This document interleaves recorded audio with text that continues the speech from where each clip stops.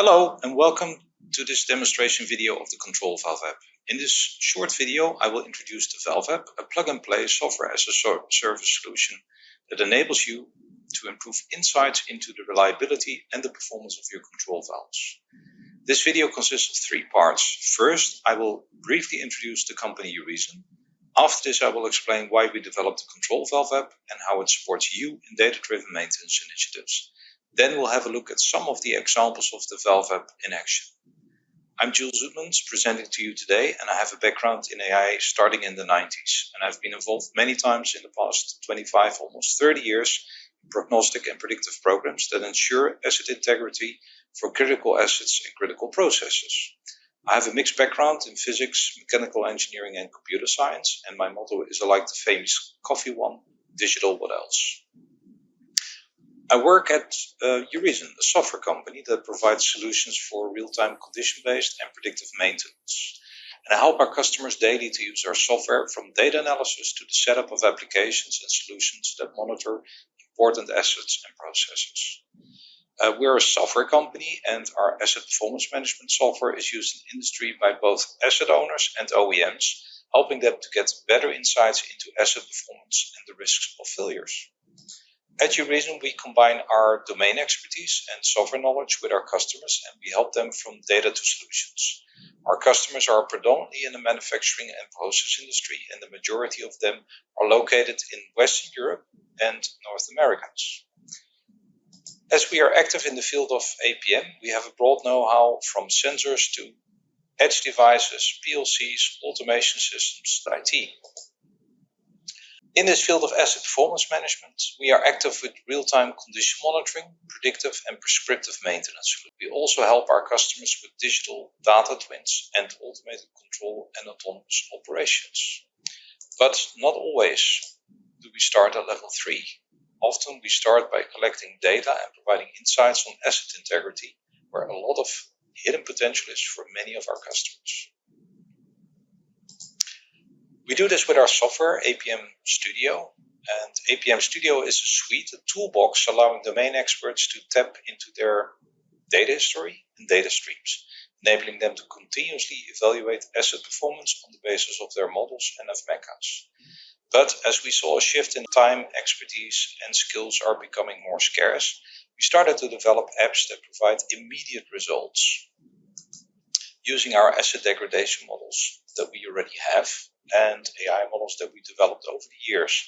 These apps are ready to use and do not require any integration effort to get value from them. So in today's video, I'm going to introduce one of these apps, our Control Valve app. But before doing so, let us first have a look at the traditional way of doing Control Valve asset management. Inspection, an interval-based review of the functioning of your control valves, is probably the most common traditional way of knowing how well your control valves are performing. As we see here in the picture, the E&I engineer is assessing the control valve using a handheld heart reader to understand what the status is of the device and noting this down before continuing to the next device. A more advanced approach is to apply risk-based inspection, an analysis technique to determine the optimum maintenance interval by assessing how likely the valve is to fail and how large the impact of a failure would be. When assessing the probability of valve failure, inspection detail is carried forward to create an RBI path, and the previous inspection history is reviewed and revised, and a revised probability score is determined. This score is then mapped to the RBI scheme to get a low, medium, or high determination of the probability of failure, but RBI still requires an interval-based review of the status of your control valves. Another effective technique in asset management is failure mode effect and criticality analysis.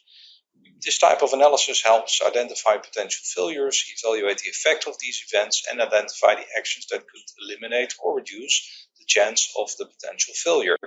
By minimizing the risk of valve failure, FMEA and FMECA helps you to maximize valve operational reliability. And then there is root cause failure analysis, really a troubleshooting maintenance method that investigates, analyzes, and identifies the root cause of a valve failure. Identifying the root cause of a valve failure and utilizing this information to make necessary changes to equipment, processes, or maintenance regimes can prevent it from happening again. Now, all these traditional methods for control valves work, but they are time and resource consuming.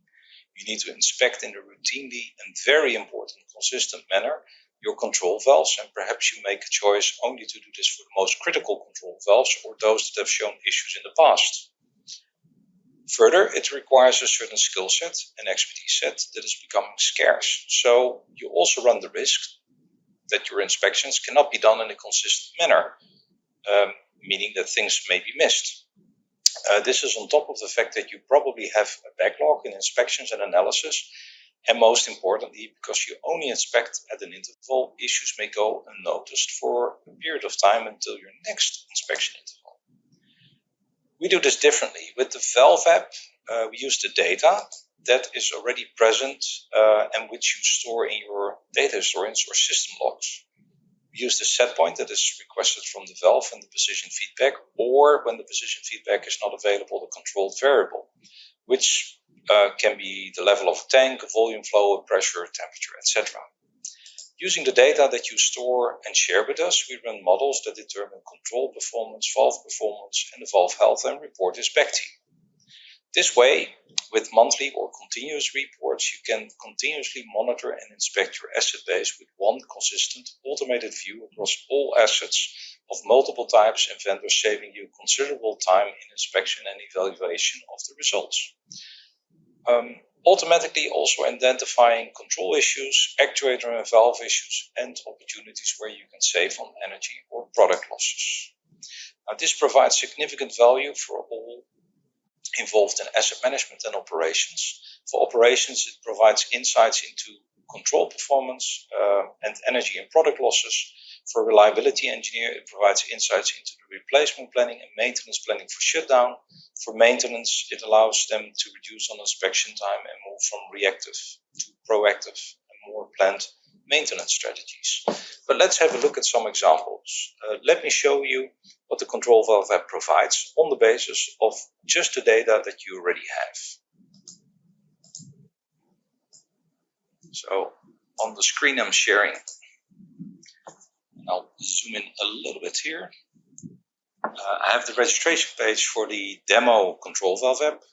You could copy or write down this address and then log in yourself as well. But at the end of the video, there's also a screenshot with a bigger address and a link is provided as well. So on the screen, we select the button to get access. Then here on this screen, we use our, in my case, my open LinkedIn ID. So you can just register with your LinkedIn ID. Once I click this button, there's a validation process. You see the LinkedIn page. I do a sign in. There's a validation process that will be run on the UReason side. And we actually look at who is requesting the demo. And then on the basis of that, we grant you access and we send you an email with instructions as well, which obviously is not part of this video. So this is the control valve app. Actually, it's a demo of the control valve app. Not all of the capabilities that are available in the control valve app and all of the features are available here, but a large number of them. So let me start with having a look at the assets. In this demo instance, there are 24 control valves being monitored. And when I click on the asset base, I get an overview of the different valves that are currently being monitored. It's a longer list. In which site, area, process, cell, unit they are, what medium flows through them, what the manufacturer is, when they were installed. So you can see here it's a group of Valtech, Fisher, Samsung, Neles, and other valves that are being evaluated by the control valve app. Now, this view is actually what we call the asset base, and there are some important information we call the static information that we require from you with respect to your asset base in order to do the remaining useful lifetime calculations, but also to calculate stroke distances, stroke speeds, etc. So there's some static information required as well for the control valve app for your asset base that we require in addition to the data you export or you stream from your data historian. Now the control valve app is here live for 24 assets. And on a scheduled basis, weekly or monthly, it generates reports. And let's have a look at one of these reports that are generated. So I click on reports.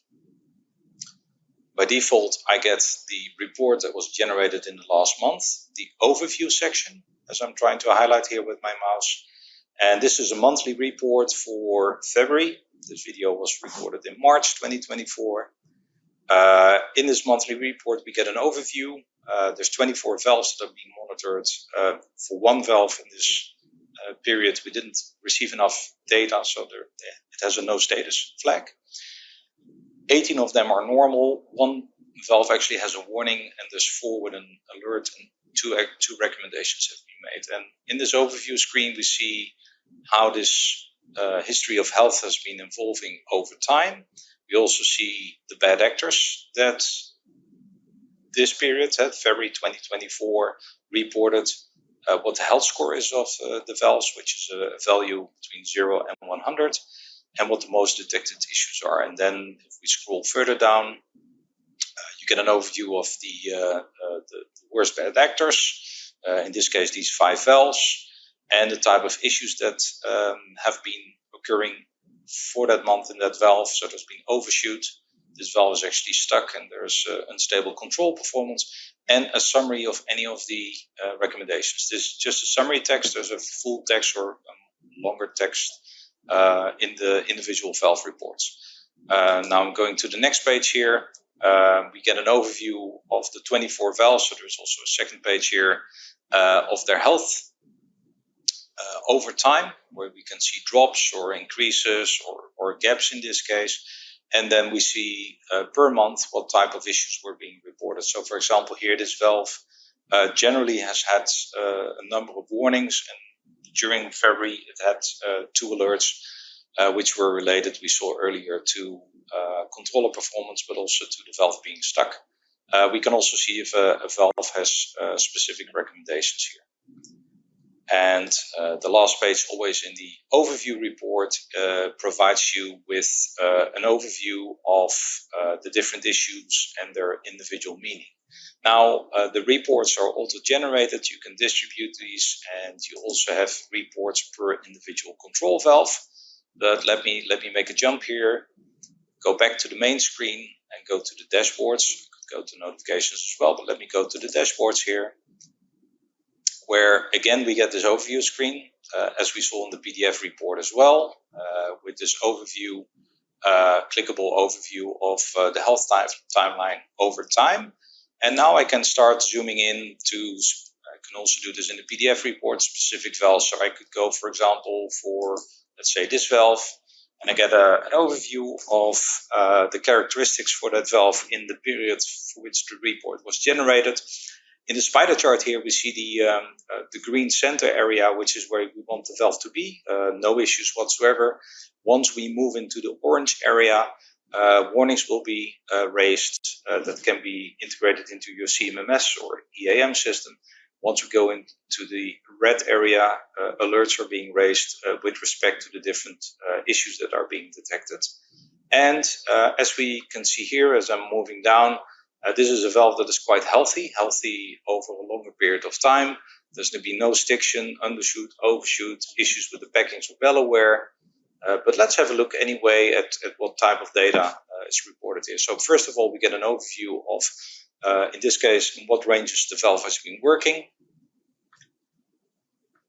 Then we get, in the full version, we get an overview of remaining useful lifetime. I'll show this in one of the slides later on as well. And then we get an overview of stroke distribution. So how many strokes in which regions of opening or closing has the valve made. Then we get an overview of the speed of valve opening and valve closing. And we get an overview of the ideal line. The ideal line is a diagonal line that we see here on the screen. And a valve opening and closing should follow the diagonal line as close as possible. The more time it takes, the more hysteresis there is, the higher or the bigger the deadband. And we want to be this as small as possible as well. And then we get an overview of stiction indicators. But here this valve is rather healthy. Maybe it's over-engineered because it's only active up to 20% open. Maybe there's other circumstances, a bypass valve, and this is the main flow valve. Will also be the case. And let's have a look at one of the other valves. Let me go for this one. It's quite a healthy valve. could also go to the issues and the notifications to see. But here, with one blink of the eye, we have an overview of the health of the valve, and we know immediately if there was any issues with the valve. This one, I knew this up front, has some issues. There's the health score is not very good, and there's overshoot that may be related. I also get an indication here that the valve is stuck. There's no position drift, position calibration not required, etc. And here we see the health timeline of this valve, and then this rapid decrease, where it's indicated that the valve is stuck. It's also indicated that it has issues with controller performance. And if we start zooming down, you can already see, I'm going to skip the remaining useful lifetime charts, that if we go to the ideal line, this valve is stuck too close. One of the issues that's quite severe, so here it's a monthly report. Let me point out to you that the valve app also has notifications that can be integrated into your existing systems. So an alert being raised on a valve being stuck is quite severe. This is the valve that we were looking at. This is something that you want to, in most cases, immediately take action upon. So the valve app is a software as a service solution. There's different deployment models. I'll come back to that in a second. This is the demo version. But in the demo version, there's also full documentation, so you can get help left and right on how to evaluate reports, how to work with the dashboards, you name it. So there's quite an extensive set of documentation also provided with the valve. Now, let me get back to the presentation. So the demo I just ran showed what the control valve app in premium version is capable of. Again, let me repeat.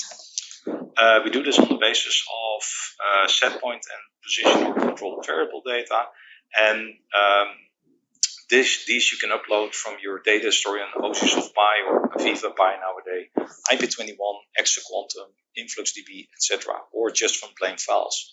Next to this, we need some data, some static data, which I already mentioned from your CMMS system or asset register that details the valve and actuator model and the type and installation dates. The data from your process historians and asset register without the need for additional sensors is run on our AI models in the valve app to determine remaining useful lifetime, controller performance, valve health, which is presented either as a report or integrated into your maintenance management system. The control valve app is vendor and industry agnostic.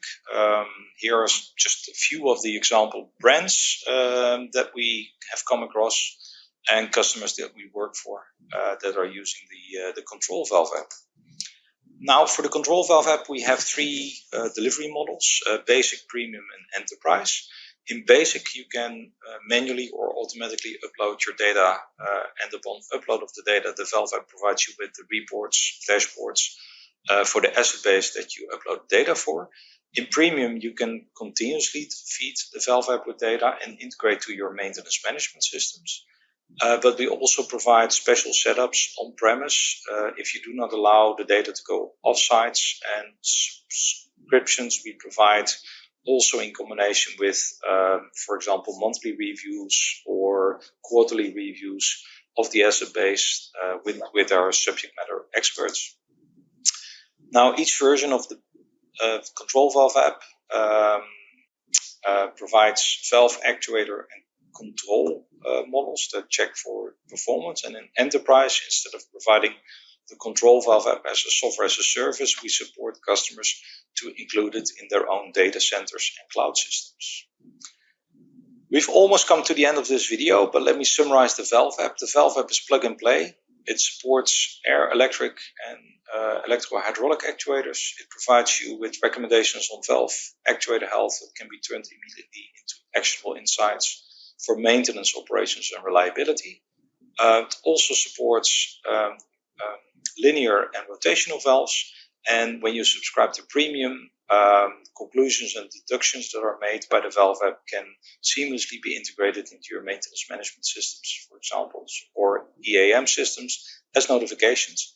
And over time, the valve app allows you to benchmark the performance of certain valve and actuator types across the site or across multiple sites. And we've been doing this for some time now. We have quite a few happy customers. Here are some quotes from our end customers, from Yara specifically, and from Evonik. And let me point out to you that you can request a free trial for the Valve app. We're very happy to show you what value it can bring to you and to your organization.